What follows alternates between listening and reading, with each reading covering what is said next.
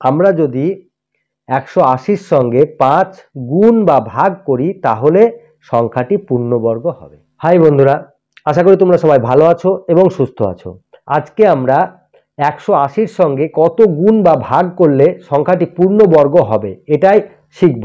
এর আগে আমরা বর্গমূলের নিয়ম শিখেছি, উৎপাদকের সাহায্যে কিভাবে বর্গমূল করতে হয়, ভাগ প্রক্রিয়ার সাহায্যে কিভাবে বর্গমূল করতে হয় আমরা শিখে গেছি। তোমরা এখনো যারা জানো না তারা চাইলে আমার চ্যানেলে ভিডিও দেওয়া আছে, দেখতে পারো, তাহলে তোমরা খুব সহজে শিখে যাবে।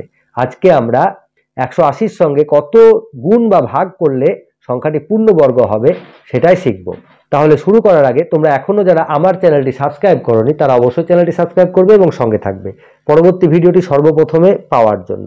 এবং অলরেডি যারা সাবস্ক্রাইব করে রেখেছো তাদেরকে অসংখ্য ধন্যবাদ। তো বন্ধুরা, আমার ভিডিওটি যদি তোমাদের ভালো লাগে তাহলে অবশ্যই একটি লাইক, কমেন্ট এবং শেয়ার করবে। তাহলে চলো শুরু করা যাক।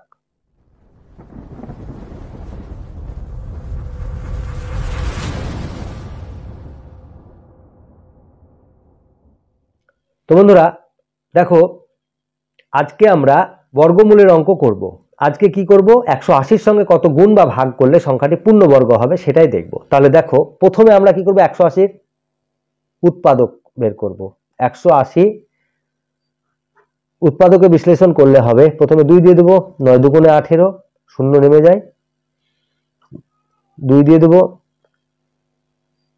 4 দুগুণে 8, 1 শূন্য 10, 5 দুগুণে 10, 45, 3 দিয়ে দেবো, 3 একে 3, 3 পাঁচে 15, আবার দেবো 3 দিয়ে, 3 পাঁচে 15।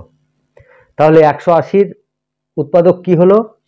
180 সমান সমান কি পেলাম? 2 গুণিত 2 গুণিত 3 গুণিত 3 গুণিত 5।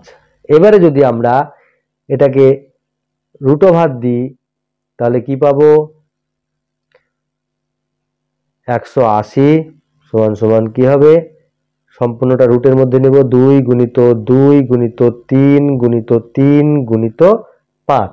এবার আমরা কি জানি যে জোড়ায় জোড়ায় সংখ্যা নামাতে হয়। এইখান থেকে আমরা একটা 2 নেব, এখান থেকে 3 নেব।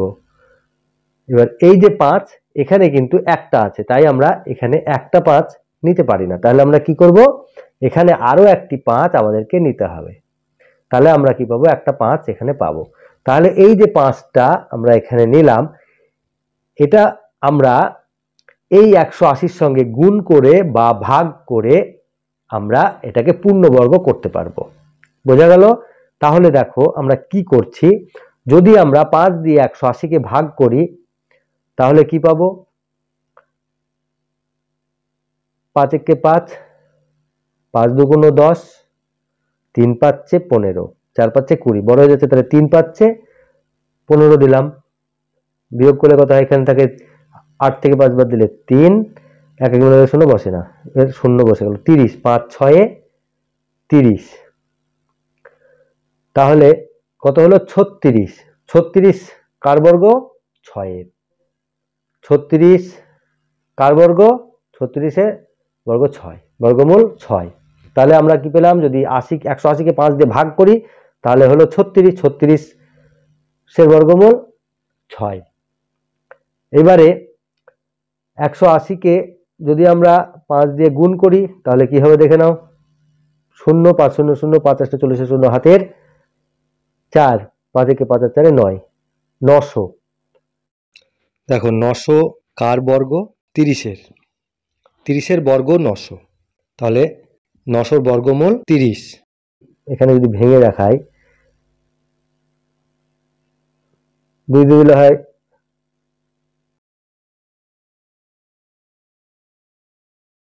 450,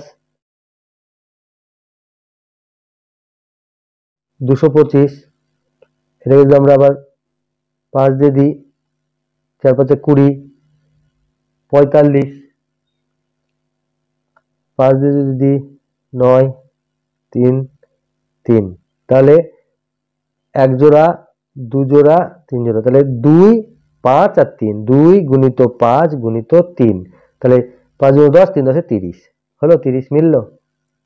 তাহলে আমরা যদি 180 সঙ্গে 5 গুণ বা ভাগ করি তাহলে সংখ্যাটি পূর্ণবর্গ হবে।